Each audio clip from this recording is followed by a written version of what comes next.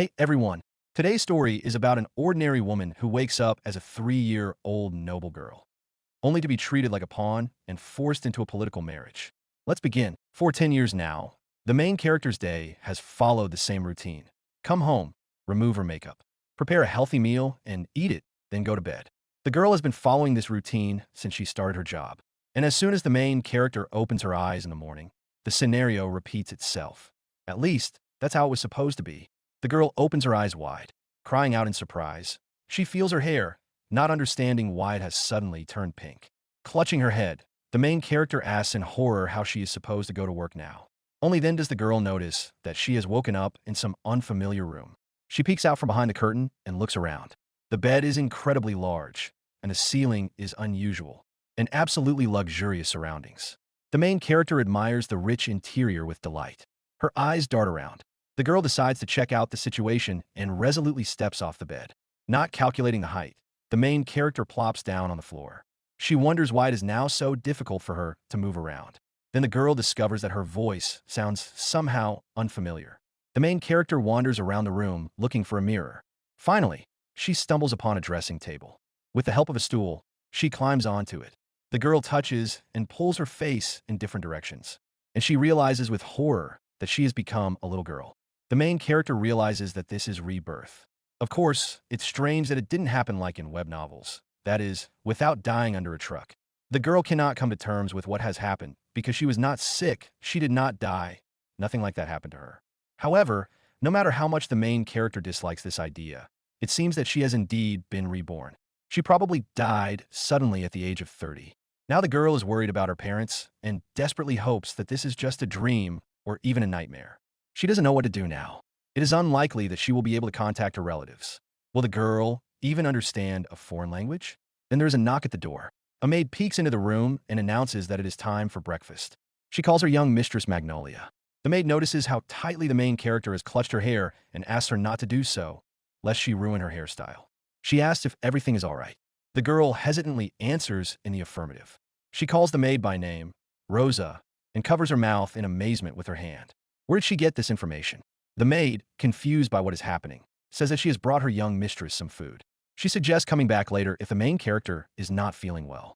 She eagerly replies that she will eat. The maid braids Magnolia's hair. Then she leads the girl to the table. The sight and quantity of food makes the main character's mouth water.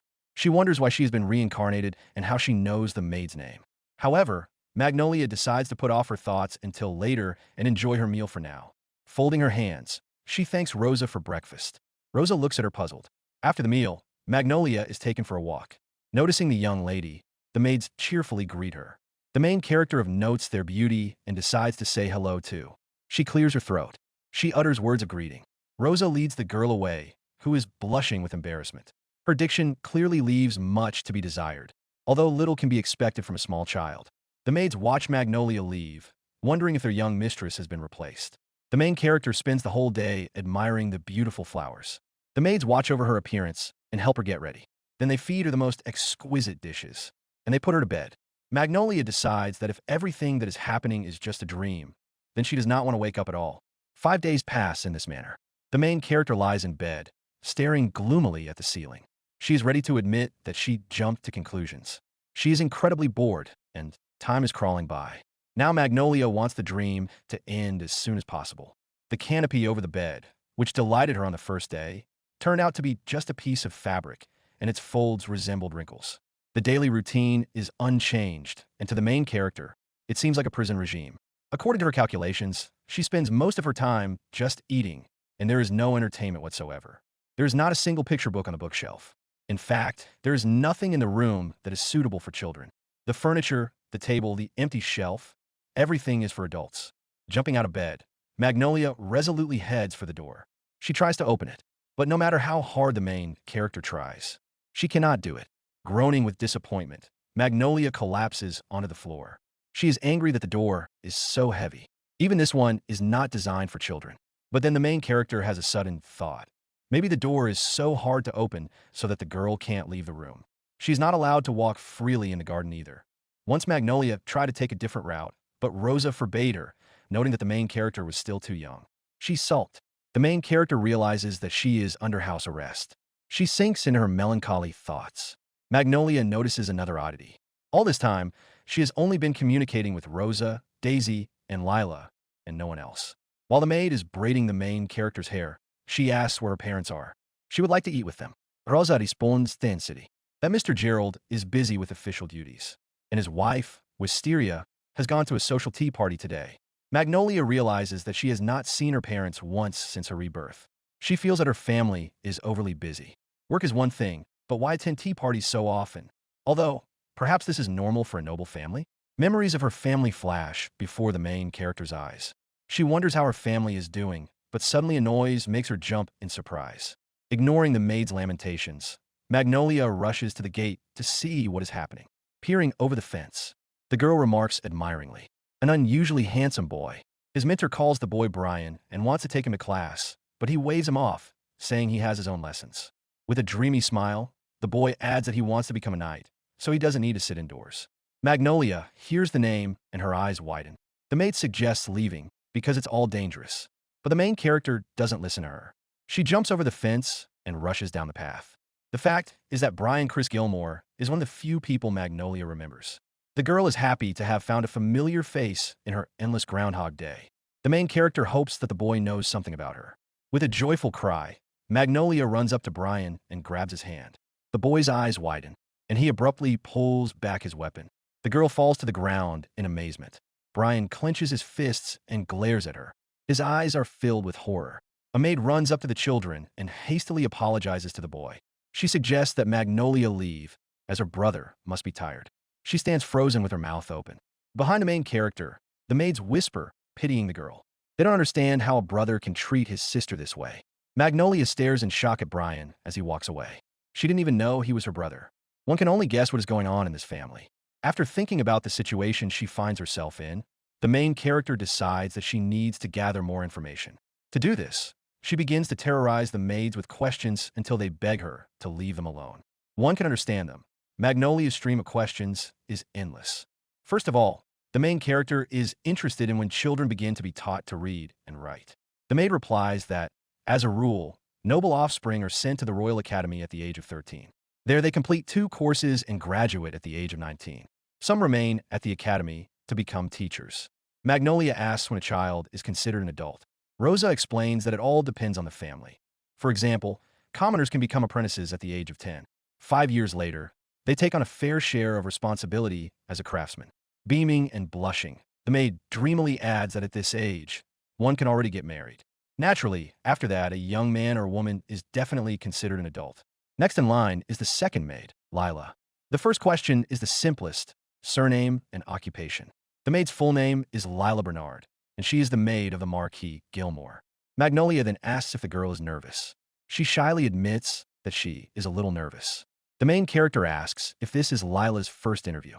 She nervously clenches her fingers and answers in the affirmative. She promises to do her best.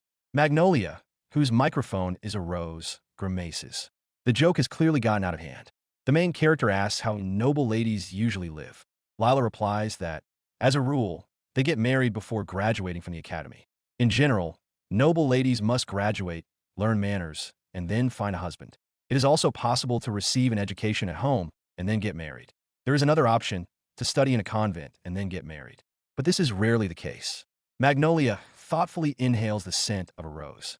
Apparently, a noble woman does not have many options for the future, and all of them boil down to marriage.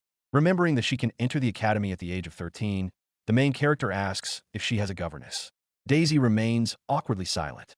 Magnolia asks again if she has a teacher. The maids exchange tense glances. Finally, Daisy gently remarks that the main character is still too young. She asks again, and says that in that case, it's time to move on to the next question. The maids hurriedly jump up, bow, and say they can't answer any more questions.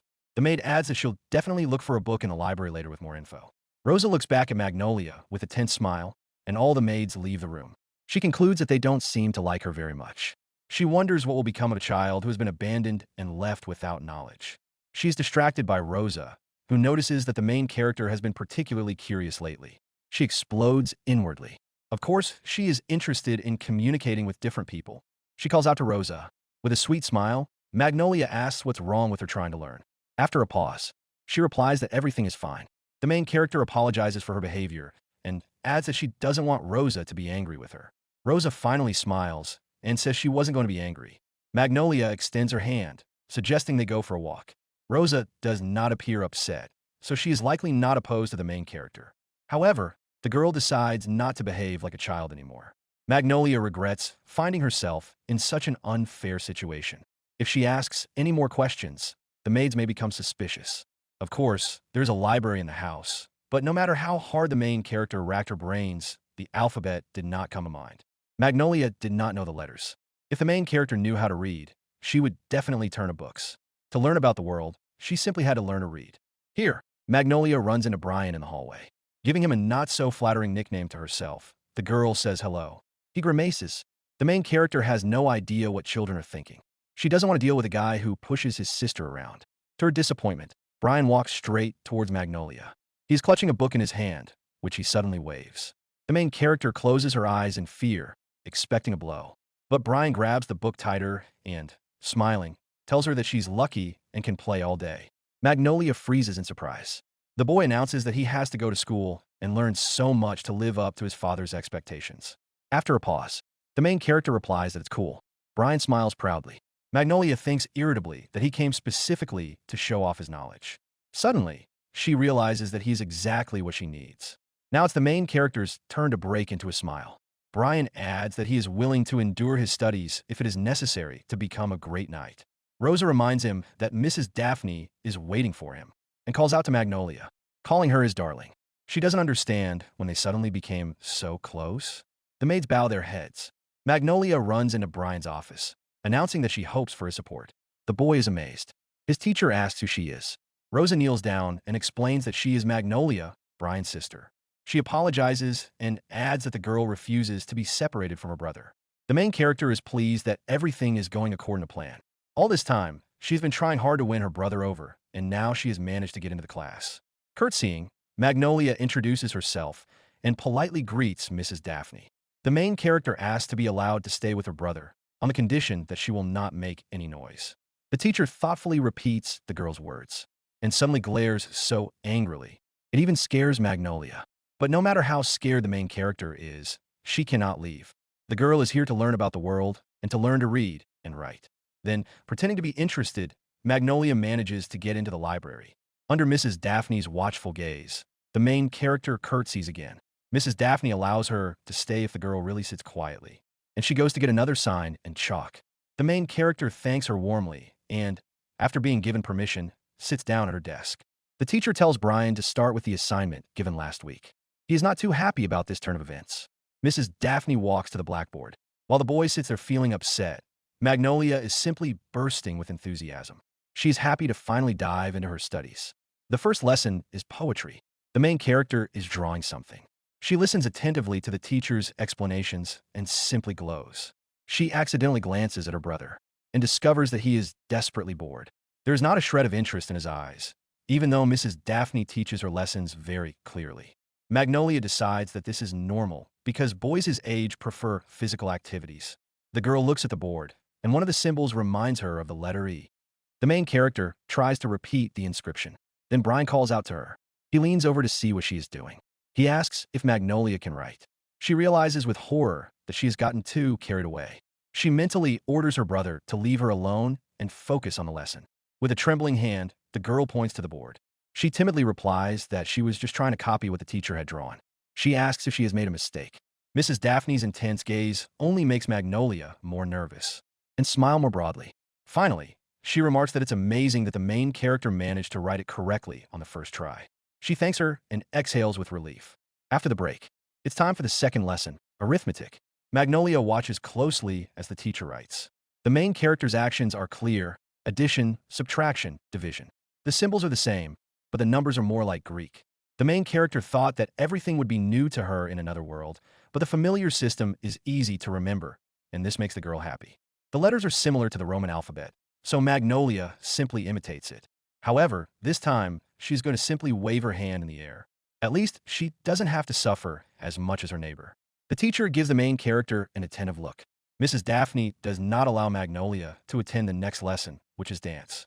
She says that the girl should wait if she does not want to cause trouble for her brother.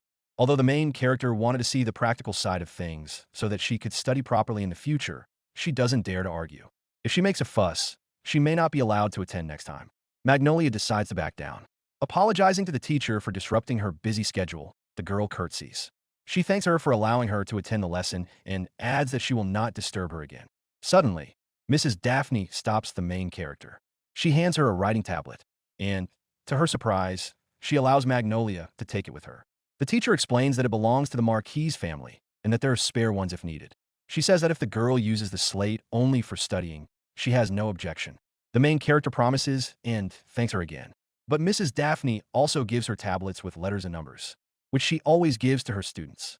Patting Magnolia on the head, Mrs. Daphne says that the girl has been quiet and adds that any teacher would be happy to have such a student. Smiling, the teacher allows the main character to come anytime. She notices that Brian behaves more calmly in his sister's presence. Magnolia looks at the gifts with shining eyes. She hugs them tightly and thanks Mrs. Daphne warmly. The main character knows that further results depend solely on her hard work. The girl diligently practices her writing. She shows her results to the maids, who are delighted. Magnolia even sleeps with her writing tablets in her hands. And after 3 months of effort, the main character's hard work pays off. She is allowed into the huge library. Rosa warns her that there is a study upstairs that the girl should not enter. She nods and happily collects a whole stack of books. Magnolia begins to read. The country is called the Kingdom of Iskald and is considered one of the 3 great powers. Since there are many other states on the continent, wars were inevitable. The last one lasted as long as 30 years. It was ended by the previous king and Magnolia's grandfather. They used all possible means, from force to diplomacy. And so, 18 years ago, the 3 great powers sat down at the negotiating table and signed a non-aggression pact. This document led to a series of treaties with other states. Thus ended the war that had engulfed the entire continent. For his services, Grandfather Magnolia was granted a new title in the lands of Azenda. Then all the rights and obligations of the Gilmore family passed to his son, the girl's father, by inheritance. The main character's smile turns into a grimace. She is angry at what she has read. Magnolia drops her head on the table. Since she is the daughter of a great nobleman, her fate will be marriage in any case. It would be fine if it were simply a matter of calculation, but politics inevitably comes into play. Now it is clear why the girl is in such a position. However, house arrest and restrictions on education are too much. The main character understands that her parents' busyness has nothing to do with it. They are simply avoiding her. Magnolia has no idea that her father is watching her closely from the balcony. The main character does not know whether this is malicious or not. But someone is clearly behind her isolation, and she needs to find out who it is, preferably directly. The Marquis, after watching his daughter, goes downstairs. He passes the bookshelves and approaches the girl. He praises Magnolia, noting that she is already reading books. The main character looks up. She smiles and says that they haven't seen each other in a long time. She recognizes his face. So, she politely greets her father. Gerald Silas Gilmore, the 57th head of the family, holds the title of Marquis and is a civil servant of the Kingdom of Iskald. He is a brave man who saved the life of his predecessor during the last war. Since childhood, Gerald has protected his family, guarded the land and people, and controlled the course of battles with his intellect. He literally embodies the spirit and role of the Gilmore family. He is Magnolia's father and also her guardian. Gerald smiles somewhat sheepishly, noting that it has been more than 3 months since their last meeting with their daughter. He explains that he has been very busy at work. Magnolia remains silent, and after praising the girl for her diligent studies, her father asks what she is reading. After a moment's hesitation, the main character smiles and says that it is about beans and vegetables. Noting that it sounds delicious, Gerald asks what else she is reading. Magnolia replies that she is reading a book about flowers. But then her father discovers a history book in the pile. He says that this book is too difficult for a little girl. He decides that it must have accidentally ended up there from another shelf. The main character quickly comes up with an answer and explains that Brian has a similar book, and she wanted one too. The maids report with delight that Magnolia has recently taken to imitating her brother. Gerald does not argue, still smiling. The main character notes to herself that the doors to the classroom and library are not heavy at all, unlike the door to the girls' room. Surely, this was done on purpose to make it difficult to open. Most likely, this was the master's order. But now Magnolia is wandering around the library without the Marquis's knowledge. The main character watches Gerald, squinting. She thinks he will now be on his guard. Moreover, even though the head of the family is smiling, his eyes remain cold as ice. Magnolia herself tries to be friendly. She asks if her father really has the day off today. He explains that there is a lot of work to be done on the estate. The main character wishes him luck in dealing with his affairs and is about to leave. Her father asks if she has finished reading. The girl replies that she wants to take another book. Curtsying, she adds that the Marquis is a very busy man and she doesn't want to disturb him. Gerald reaches out his hand. He places his heavy hand on Magnolia's head. He apologizes. He invites her to have dinner with him when he has a free moment. The maids are happy for the girl. Rosa looks away sadly. Gerald waits for the main character's answer. She brushes his hand away and says that there is no need. She says goodbye and leaves. The Marquis walks down the corridor. He meets Countess Daphne. After mutual greetings, Gerald apologizes for his son's behavior. The teacher calmly replies that all boys his age behave that way. She adds that she is more concerned that the Marquis has not yet found a governess for Magnolia. Gerald immediately frowns. At first, the girl simply followed her brother, then became fascinated with courtly manners. And now she has even started going to the library. Countess Daphne says that Magnolia is a genius and learns at an incredible speed. The teacher hopes that the Marquis will give the girl a decent education. He snorts and presses his hand to his mouth. When Countess Daphne calls out to him, Gerald replies that he heard her and thanks her for her concern. He adds that the girl has been unwell for the past year, and he would not want to tire her out too much. Therefore, the Marquis suggests not interfering too much. The teacher says fervently that she is sure Magnolia will grow up to be a beautiful lady. Then Gerald utters the words, daughter of the Stuyvesant family. He turns around with a sinister smile, noting that she is a beautiful child. The Marquis puts his finger to his lips. He asks that no one mention his daughter. Stunned, Countess Daphne admits that she has already done so. She adds that it's all pointless, apologizes, and moves on to the next student. Gerald, smoothing his hair, notes the sharp remark and thinks that it is rare to see a teacher so passionate. There must be something big behind it. The Marquis is particularly unhappy that the information has begun to leak out. He was sure that Rosa had already explained everything. Gerald could not allow outsiders to find out about anything. Before that, his daughter had only seen and communicated with the maid. The girl was a passive child with very modest intellectual abilities. But now Magnolia had changed. It was as if she had become a completely different person. The Marquis wonders if this will change the events that are to come in the future. Images flash before his eyes, a girl calling out to him. A crowd of armed men, the same young lady sitting alone behind bars. A maid cheerfully walking down the hallway, carrying a stack of laundry. A sudden crash startles her. She peeks behind the door, looking for the source of the noise. Gasping, the girl notices the Marquis leaning against the wall. The maid immediately asks if everything is all right. He replies that he just tripped. The girl asks if he is hurt, and Gerald assures her that everything is fine. Smiling, the Marquis remarks that he did manage to hear something interesting. He thinks that expecting anything from a little girl is complete nonsense. Gerald looks through the folder and is puzzled to find that not all the documents are there. He decides to send the butler to fetch the papers. Magnolia looks at the shelf with the book, standing on a ladder that Rosa had moved. The main character was going to ask directly why she was disliked, but most likely would have received only an evasive answer. She was convinced of this after meeting with her father. Magnolia needs to decide how to proceed.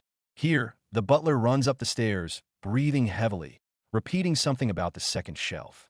Rosa asks what is the matter and why he is so out of breath, since she is a young lady. He gasps and apologizes. He explains that he urgently needs to find a Marquis' documents. Magnolia watches him from behind her book. She notes that the apprentice is working hard. The main character remembers that the working papers are on the bookshelf next to Gerald's desk. The man finally finds what he was looking for. Rosa asks discontentedly why he is in such a hurry. She reminds him that the Marquis' manager must behave appropriately. He replies embarrassedly that now is not the time for manners. He apologizes and runs away. Rosa sighs heavily.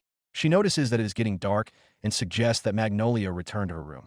The main character realizes that she was not imagining things. The butler forgot to lock the cabinet with the documents.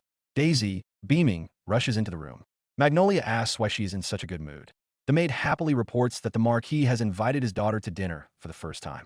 Even with his busy schedule, he hasn't forgotten about the girl. Lila wonders why Daisy is happier than anyone else. The maid, embarrassed, she runs off to the kitchen to prepare for the event.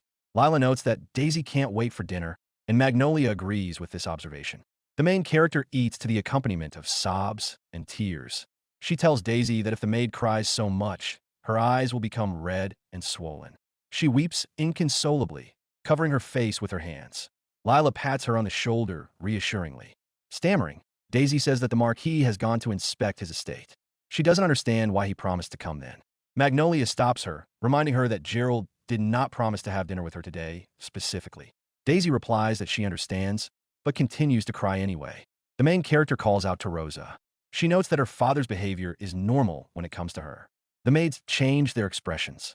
Magnolia apologizes for causing them concern again. She asks them to stay with her a little longer.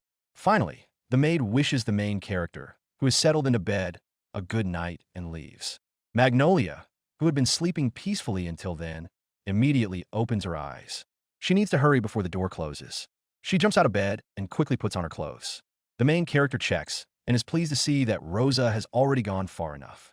Of course, Magnolia feels sorry for Daisy, but today her father's absence will only work in her favor. The butler forgot to lock the closet, so this is the main character's only chance to find out the Marquis's intentions. Mentally apologizing to her teacher, the main character takes out her writing tablet. After all, she is doing this for the real Magnolia. The girl places the unexpectedly heavy board so that the door does not close completely. Finally, the main character slips out into the hallway. Since everyone avoids the girl, there is no one near the room. Although this is rather sad, it is only to her advantage now. Making her way through the estate, the main character comes to the library. It is usually always open so that the servants can study. Even though the girl got out as late as possible, it is quite possible that there is still someone inside. Magnolia, who has tied a dark scarf around her head, makes sure the library is open and runs to the right shelf. The girl shakes sheets of paper out of her dress. She's going to copy down important information as quickly as possible. The main character finds an accounting book. She is interested in the amount of incoming and outgoing payments for the last few years. Magnolia wants to look through the book, but she comes across an entry about cat food expenses and realizes that she simply won't have enough time to read it. She quickly begins to copy the information. One of the servants comes up the stairs. He looks into the library with a lantern and asks who is there. Silence is his only answer. The man decides that he must have imagined it. Grumbling, he discovers that someone forgot to close the closet. Magnolia hides and waits for the servant to leave. She rushes back to her room. With a crooked smile, the girl finally decides to look at the family budget. It turns out that most of the money goes to Wisteria's tea parties and luxury items.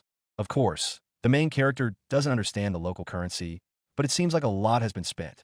Records of expenses for Wisteria's dresses and jewelry, Gerald's luxury items, clothes for the Marquis's wife to go out in again, a birthday present for Brian, food and toys for the cat. Meanwhile, the maids whisper as they stand by Magnolia's bed. They are not sure that the Marquis's behavior is appropriate, since the girl is only 3 years old, and the maids have no idea how to respond to her. The main character finally gets to Magnolia's expenses. She was bought only a few items of clothing, and that was all. Sobbing, the girl collapses onto the bed. She crumples the sheet with her hand. The main character had already guessed why Magnolia was like that at the beginning, but now she was sure. The girl didn't know why they avoided her, why they didn't even want to eat with her. No one in the family cared about Magnolia. The main character can only guess how the poor girl felt all these years. However, she decides that it's even good that no one expects anything from the child.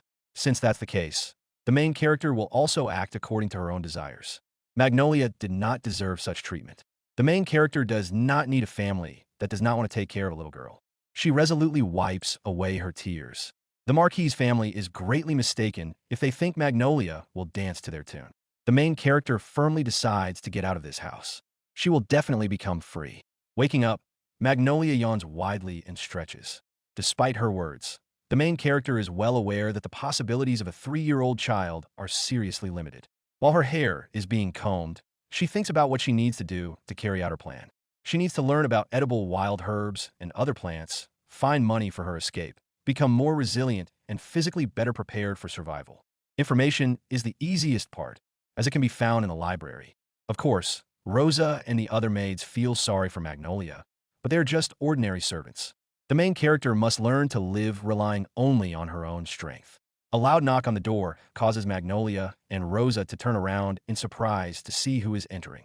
Apologizing, the maid who appears announces that Wisteria is summoning the girl and that she must go to the small hall on the first floor as quickly as possible. The main character listens in surprise. A family portrait appears before her eyes. She wonders who Wisteria is to her, an enemy or an ally. Magnolia is met with an indignant shout from her mother. The girl took too long to get ready, and Wisteria doesn't like it. She calls the main character a clumsy child. Behind her mother stands a grim-faced Brian. Magnolia doesn't understand what's wrong with this woman. The maids are also standing there puzzled. Wisteria, as if forgetting about the new arrivals, turns to the people in the room and announces that she will buy a beautiful dress and a pearl necklace. Rosa enthusiastically announces that they are representatives of the Campbell Company. She happily thinks that they will sew clothes worthy of aristocrats for Magnolia as well. Rosa explains that the company's employees sew and produce clothes from scratch.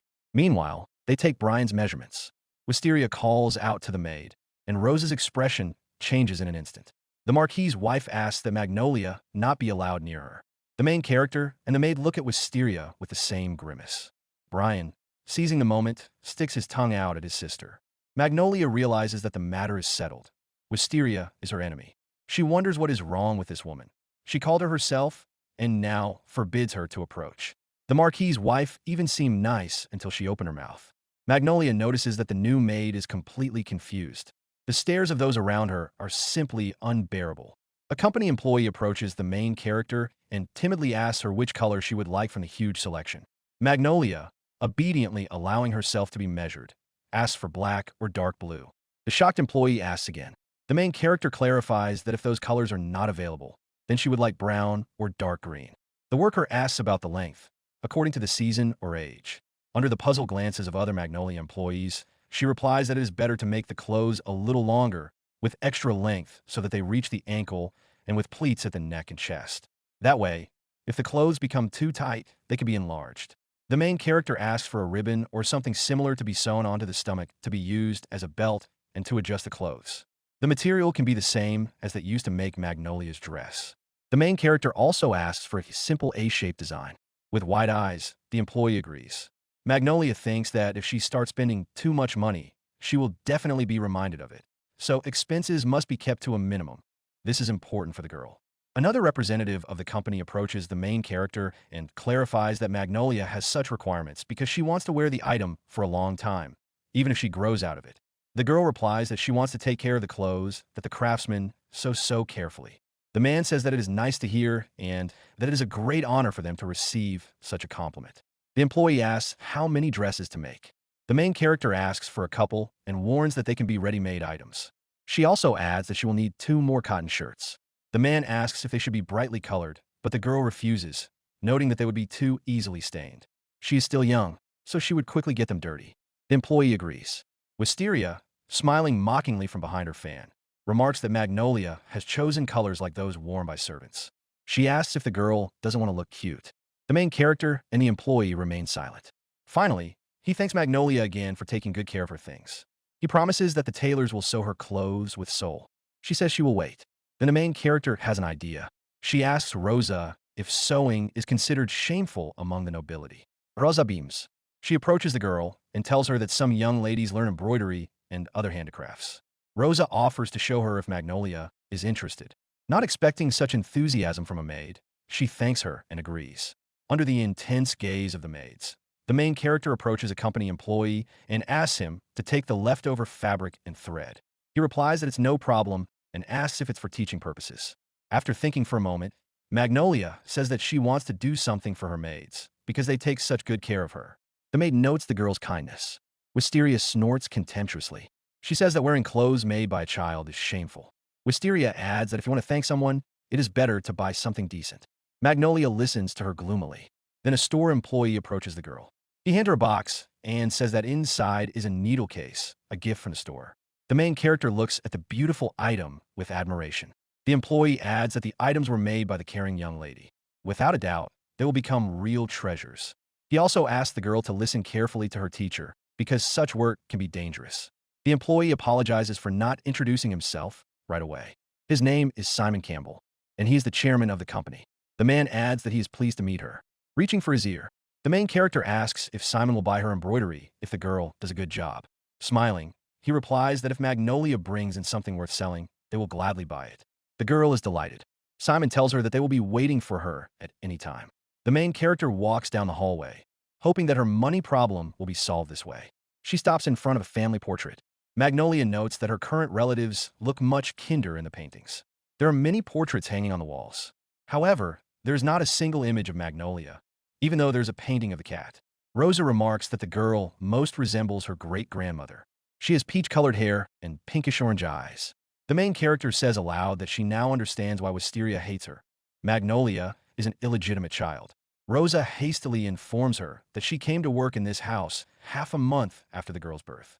Considering how Wisteria looked after giving birth, there's no doubt that Magnolia is her biological daughter. Rosa adds that only a member of the Gilmore family could have hair that color in the kingdom of a Skald. The main character snorts and thinks that hair color is more like the Haruyuku style. Then the girl sees a portrait. It depicts a man and his two sons. Rosa explains that they're the father and brother of Marquis Gerald. Magnolia asks about the man in the portrait. The maid says that he's her grandfather, Marquis Selves. Gerald's younger brother is called Mr. Claude Allen Gilmore. He is the only one with black hair. The thing is, Claude was adopted. Marquis Selves took him in during the war. They were called the Devil Commander and the Black Lion of Azinda. Everyone in the neighboring countries knows them. Shuddering, Magnolia thinks that such nicknames sound quite threatening. The main character decides not to think about it for now. After all, she has no connection to these people.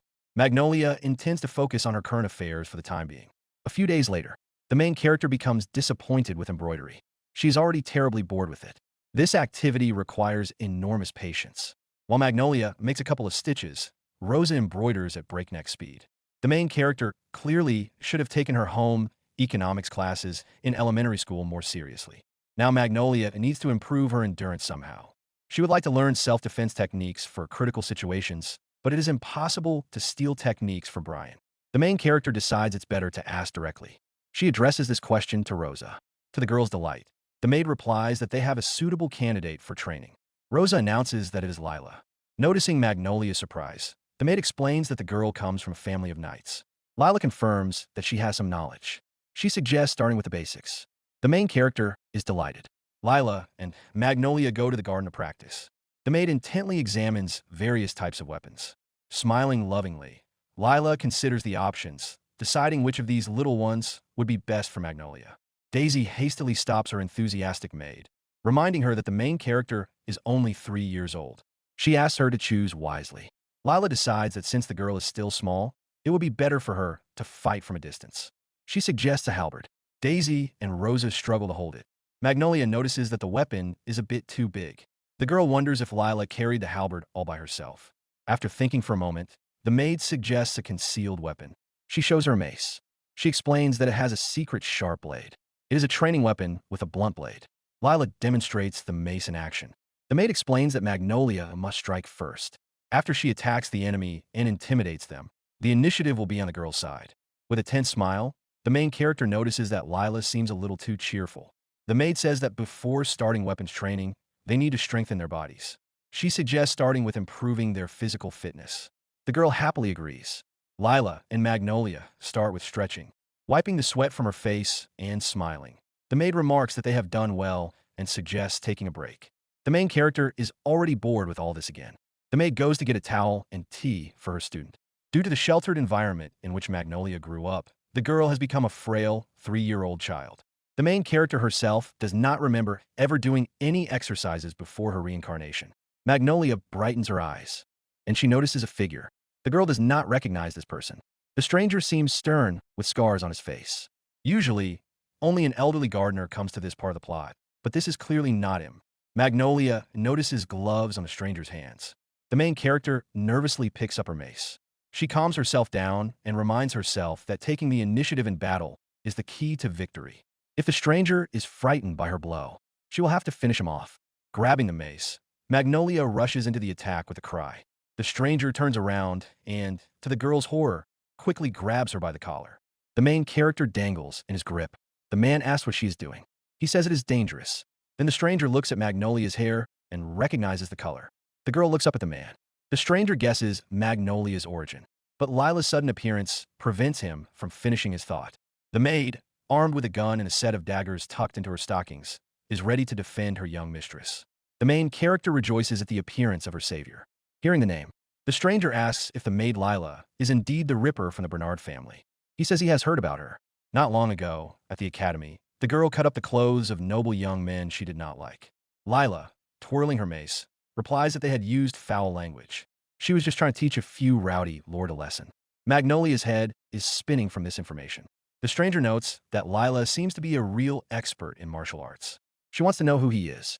His answer will determine his future. The main character notes the man's perfect posture, which indicates extensive combat experience. The stranger asks Lila to calm down and give him a moment to catch his breath. He adds that he didn't mean to hurt anyone. Nevertheless, the man pulls out a weapon. In a second, both opponents rush at each other. But then a decisive shout stops them. An elderly gardener asks what they are doing there. He apologizes to Lila and explains that he hurt his back and therefore entrusted the work to his apprentice. The stranger seems as puzzled as the maid, but points to himself. He smiles hurriedly. Neither Lila nor Magnolia trust him. The stranger finally introduces himself. His name is Guy, and he was sent by Mr. Selves from the border region of Azinda. Lila looks at him suspiciously. She asks where the blood on his gloves came from. He replies that it is grass juice. He explains the scar as a wound from the war.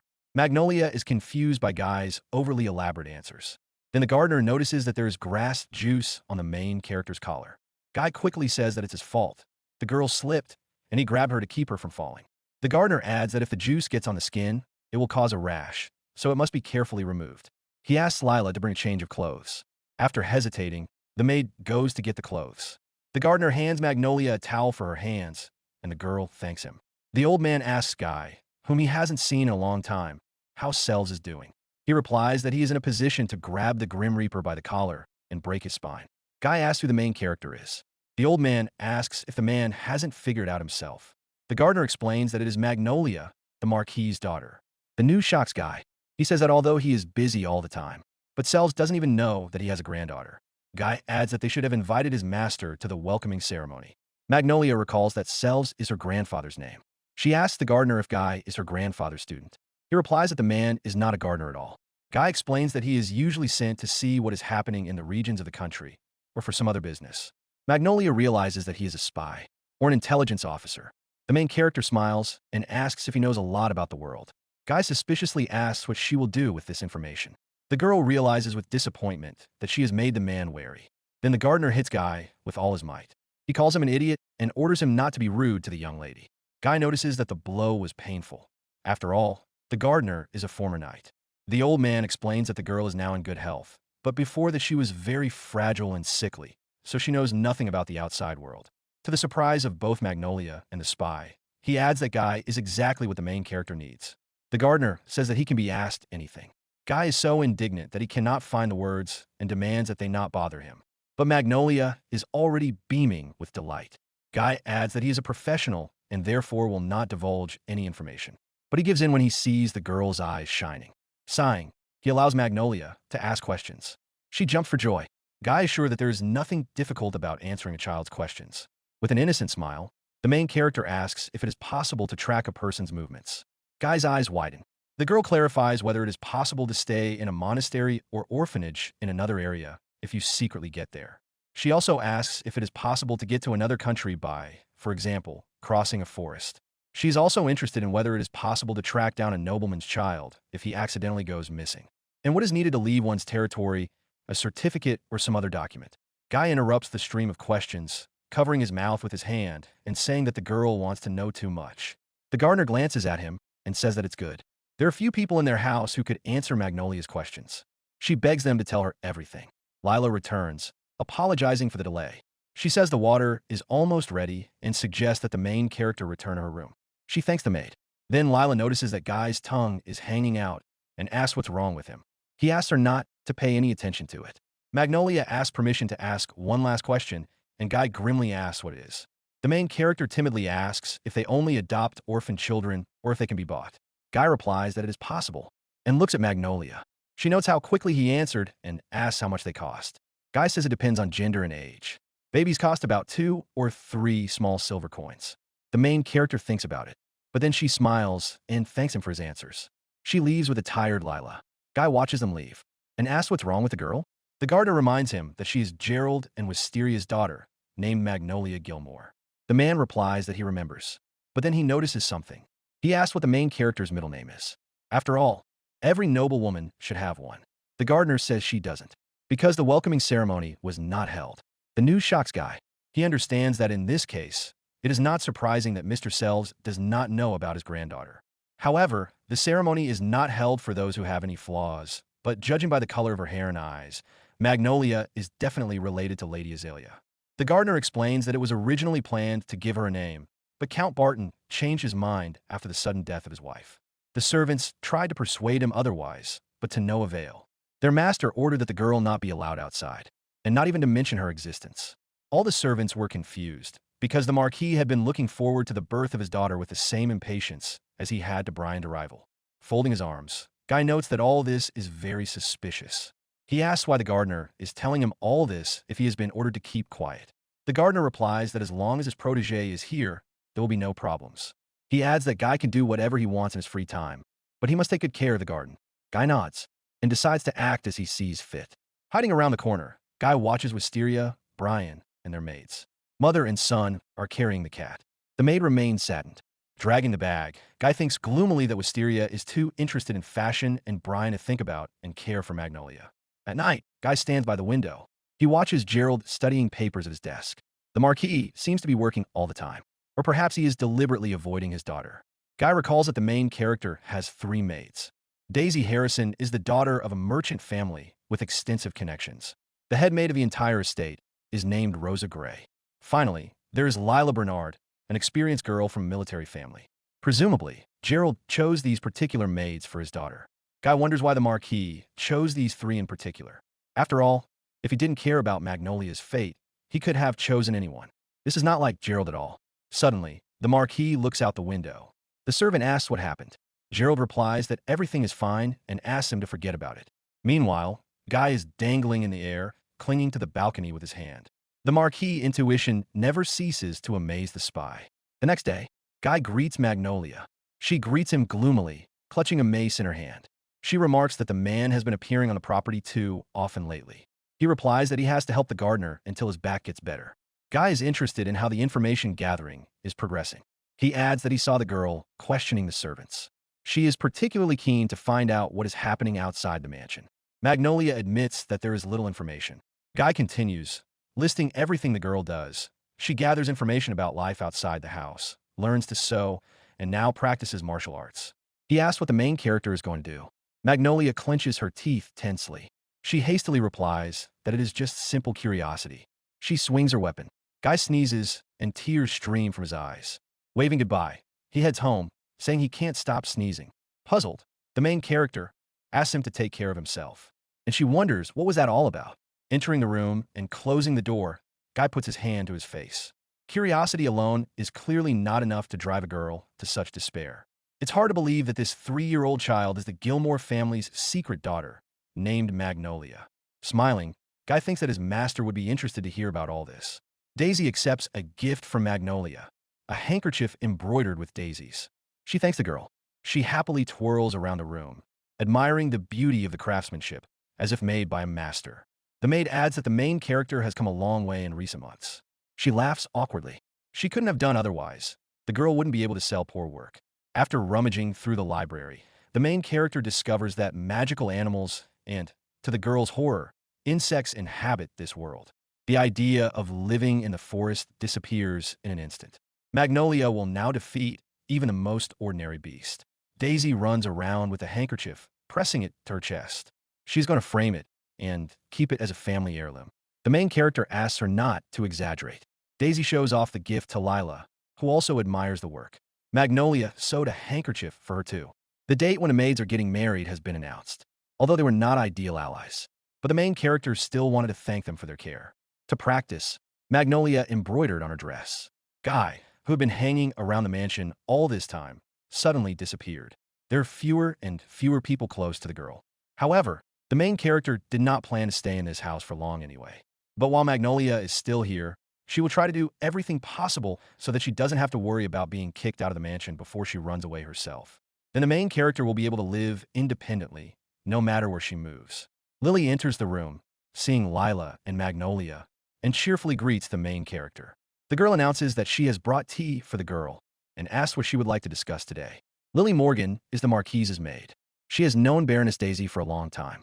Now her house is in decline, and for the sake of her family, the girl has become a maid. After meeting Wisteria, Lily began to visit her.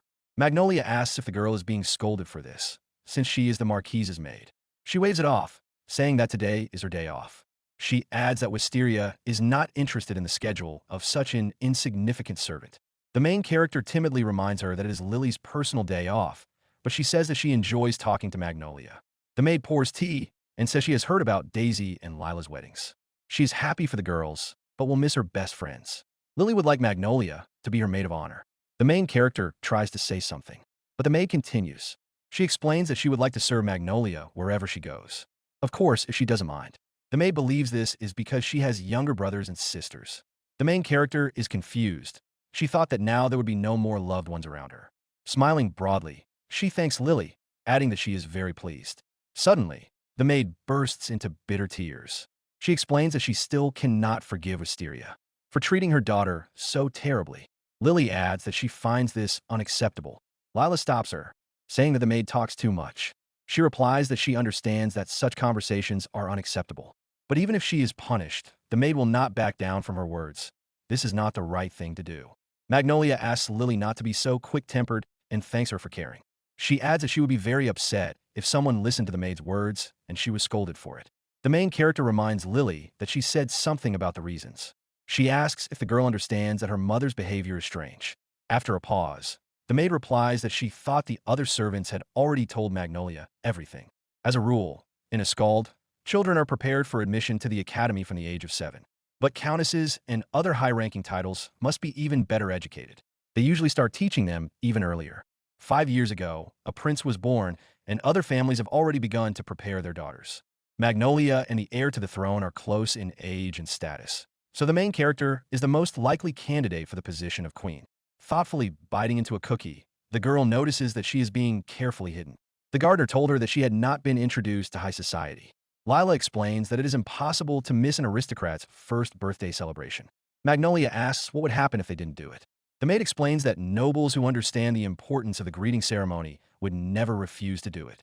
It turns out that the only reason for missing it could be the child herself.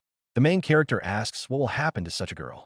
Lily explains that if it is due to poor health, the ceremony will be held when the child gets stronger. But if the weakness does not go away, the girl may remain on the estate or study in a convent, and then get married elsewhere. Doing this in a convent would be considered a disgrace. Even if girls study there, they're usually taken away before the wedding. Magnolia does not remember being told about this before. Brian seems to be receiving a very ordinary education. Lily adds that some nuances are related to work. The main character asks again. The maid explains that Gerald was once considered for a position in the management department, but he declined. The Marquis said that he needed to sort out his inheritance, and besides, he was still too young and inexperienced. Because of this, Gerald would not be able to take on a position that was beyond his abilities. Despite the approval of his candidacy, the Marquis refused. He decided to return to the estate and manage it. As a rule, this is what people say when they are about to take a position that others do not know about. Everyone was sure that Gerald would become prime minister. There was commotion in the palace, and Lily's parents' peers were shocked by such a shocking event. Magnolia notices that Lily knows a lot. She laughs. She explains that her father was a low-ranking official in the personnel department. Here the maid begins to stumble, returning to her story. The main character asks her to continue and says she won't be offended. Lily finally says that there is speculation that the Marquis wants to leave the country. Meanwhile, someone approaches the mansion with a determined gait. The maids anxiously try to stop the unexpected guest, Mr. Sells himself. The maid reminds him of the notice and remarks that he has arrived unexpectedly. He barks that he always sends one, but he is always refused. Sells shouts that on the battlefield, you should never warn the enemy. It is better to take them by surprise. Claude tries to calm his father down. Roaring angrily, Sells accuses Gerald of hiding his granddaughter from him for 3 years. He sternly asks Guy why he didn't tell him earlier. After all, Sells almost missed her birthday.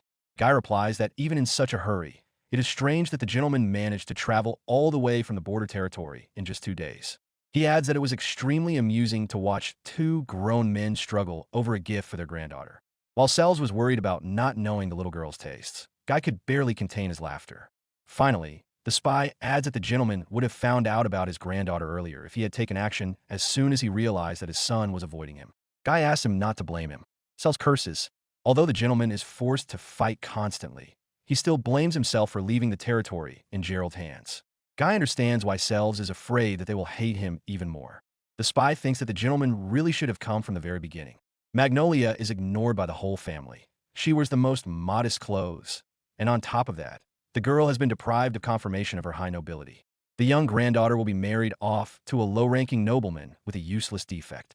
Selves throws open the doors with a bang. Guy thinks he has outlined the situation, but it would be better if the gentleman saw everything with his own eyes. Selves bursts into his granddaughter's room and looks around. Both he and his adopted son look shocked. Selves notices that there is not a single thing in the room that belongs to the little girl. He cannot believe that his granddaughter has spent 3 years in such a place. Magnolia is frightened. She doesn't understand what is happening and why everyone has suddenly frozen. Lila stammers as she greets Selves.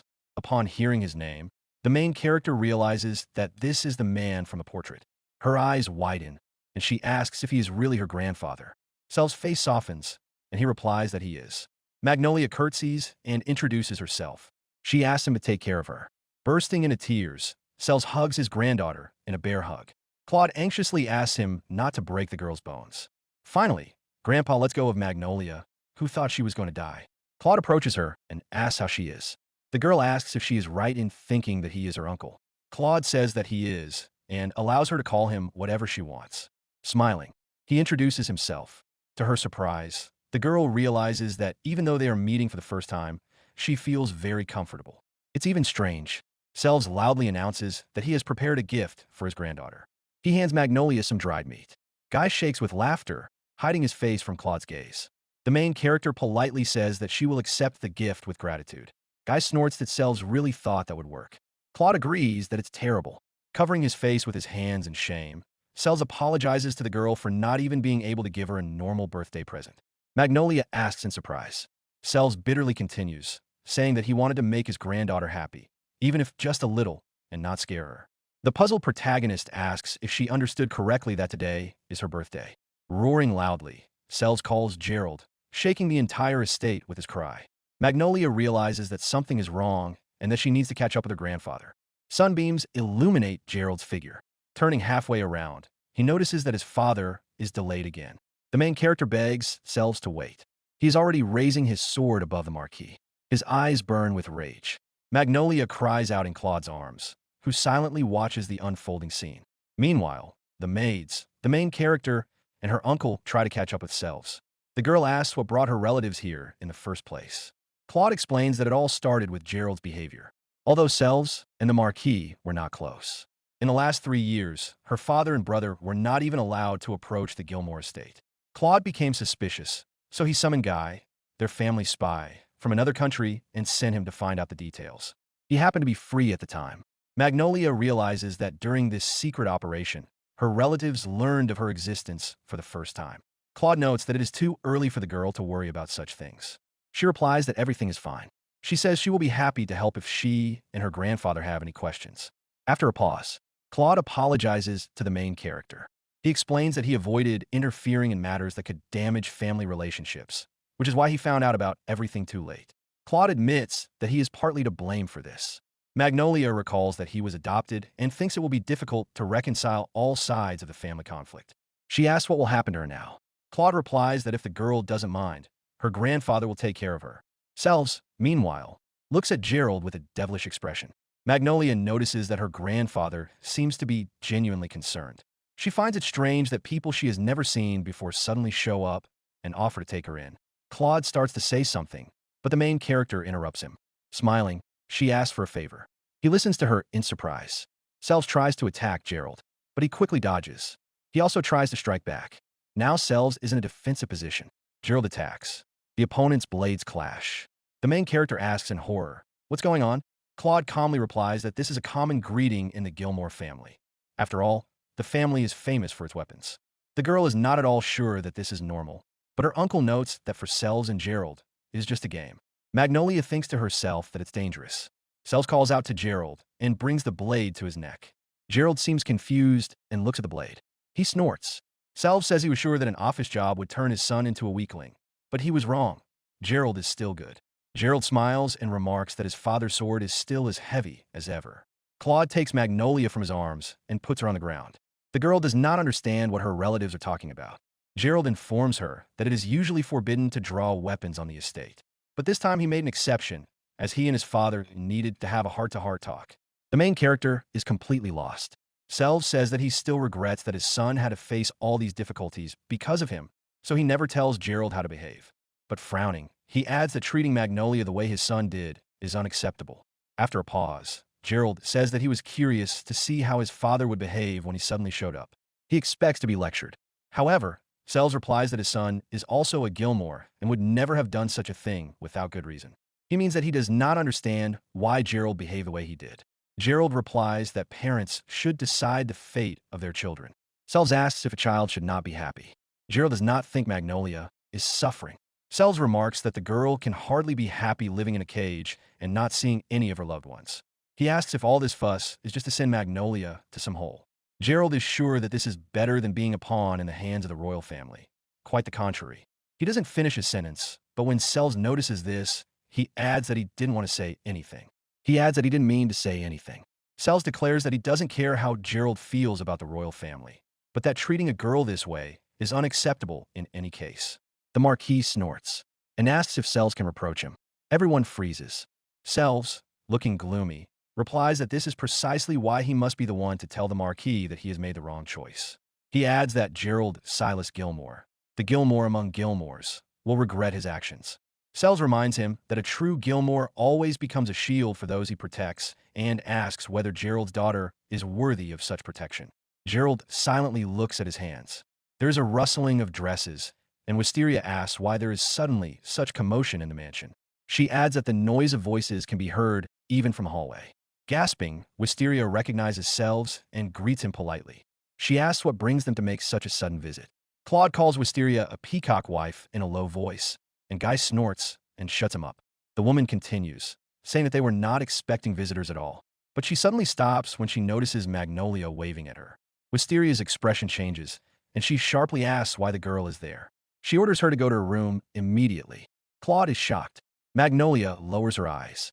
Wisteria continues to rage, calling the girl's appearance ugly and asking where Rosa was looking. The Marquis's wife had told the maid so many times not to let Magnolia out without permission. Sells freezes, unable to utter a word. But then Gerald briefly orders his wife to calm down.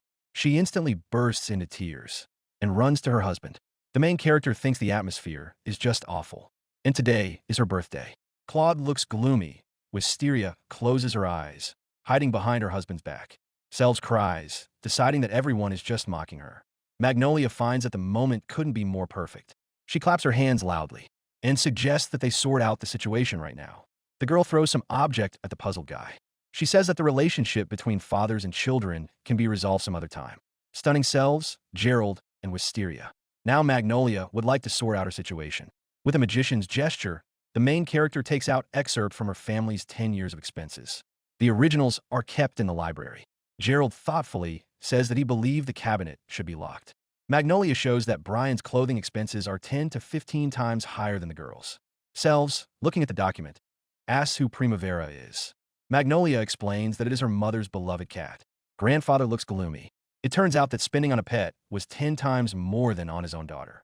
Wisteria's eyes flash behind her fan. The main character concludes that she is not in mortal danger, but she is definitely under house arrest. Magnolia adds that it would be quite convenient if she were sent to a convent or given to another family. The girl is clearly not considered part of the family. On the contrary, they want to get rid of her as soon as possible. She adds that if she is sold to some perverts, they will even be able to make a profit. Sells is horrified. Gerald looks closely at his daughter, who smiles. There are many contradictions in her words that can be easily refuted. This means she needs to strengthen her argument. Magnolia asks what usually happens to unwanted children like her. The main character herself explains that such children are most often abandoned, and then the child ends up in a harsh orphanage or is sold. The price for a baby is 2 or 3 small silver coins. Everyone looks at Magnolia in shock. The main character asks her father to give her his hand. Wisteria tries to stop Gerald, but he holds out his hand. The girl puts the coins in his hand. She silently thanks Claude for the favor.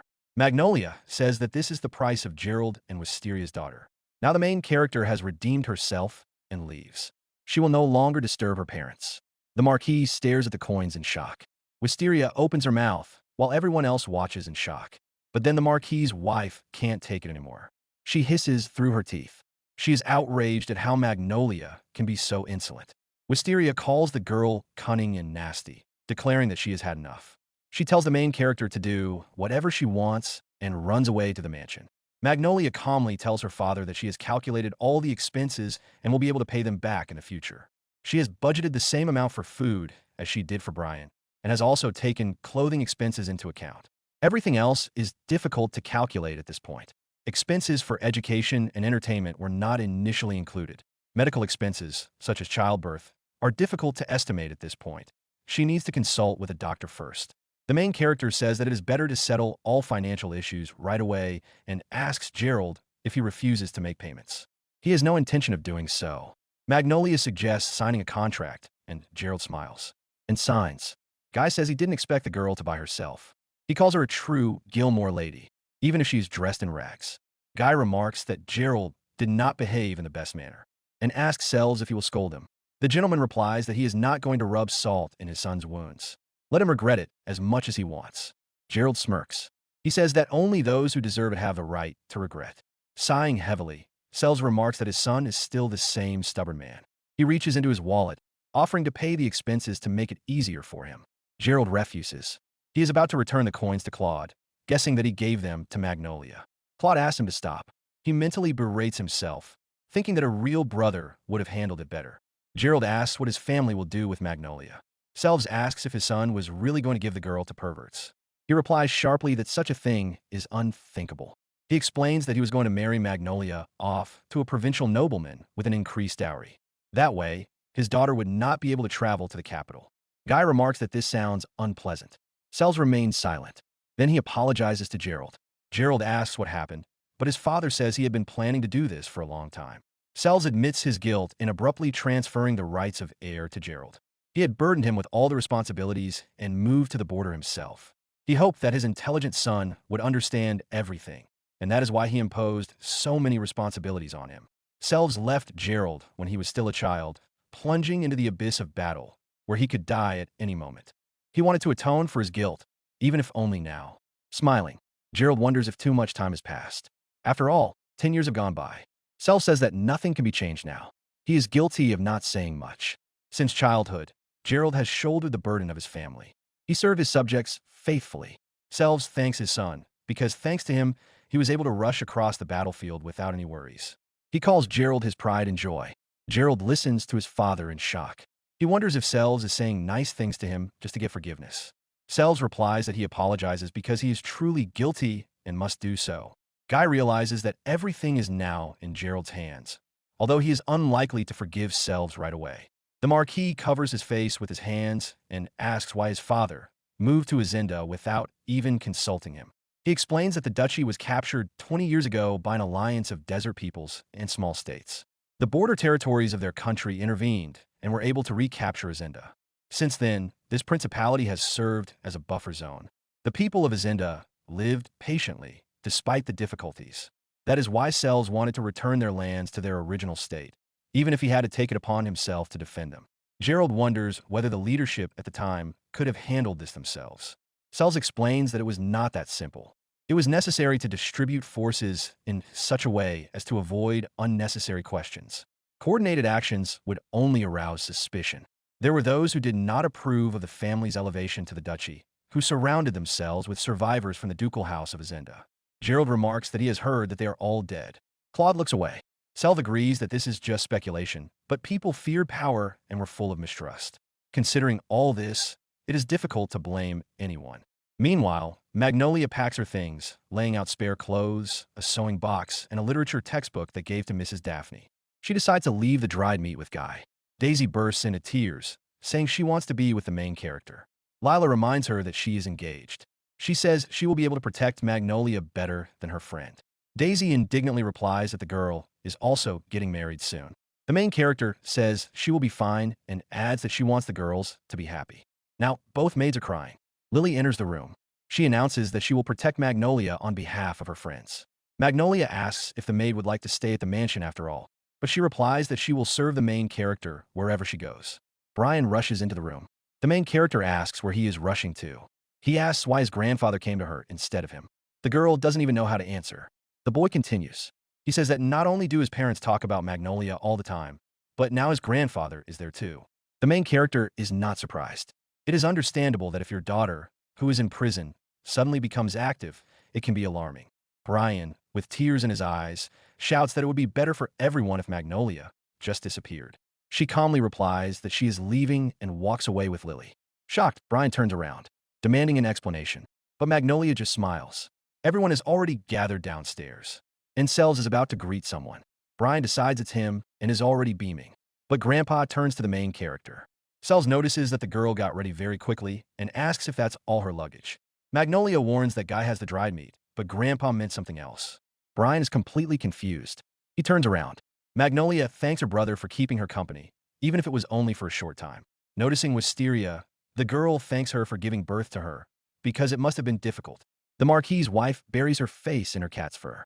Now the main character turns to Gerald and even calls him father. She thanks him for his care. The main character thanks Rosa for spending time on her whims. Magnolia is grateful to the maids for not letting her feel lonely. She wishes them to remain as healthy and happy as they are. They instantly burst into tears. Gerald promises to make sure that the maids do not have a hard time. He asks his daughter to take care of herself. She wishes him the same. Selves calls his granddaughter, and the girl goes with him under Brian's astonished gaze. He asks his mother's maid why his grandfather took Magnolia. The boy thinks that the main character will stay with Selves for the night. Brian did not have time to finish talking to his sister about. He intends to continue the conversation when she returns. The maid breaks the silence and explains that Magnolia will not be returning. The girl has redeemed herself, become an orphan, and will now live in the borderlands. The boy asks again in bewilderment and sees the maids crying. He turns around. Magnolia is curtsying and thanking the entire household for their care. The carriage starts moving, and the main character peeks out from behind the curtain. She takes one last look at the mansion. A lone figure stands on the steps. The girl mentally says goodbye to all the servants, Rosa, Daisy, Lila, and the gardener. She wishes the family happiness. Smiling, Magnolia says goodbye to her beautiful prison. To be continued. Thanks for watching. Write your feedback in the comments. If you like the story, please like and subscribe. See you soon.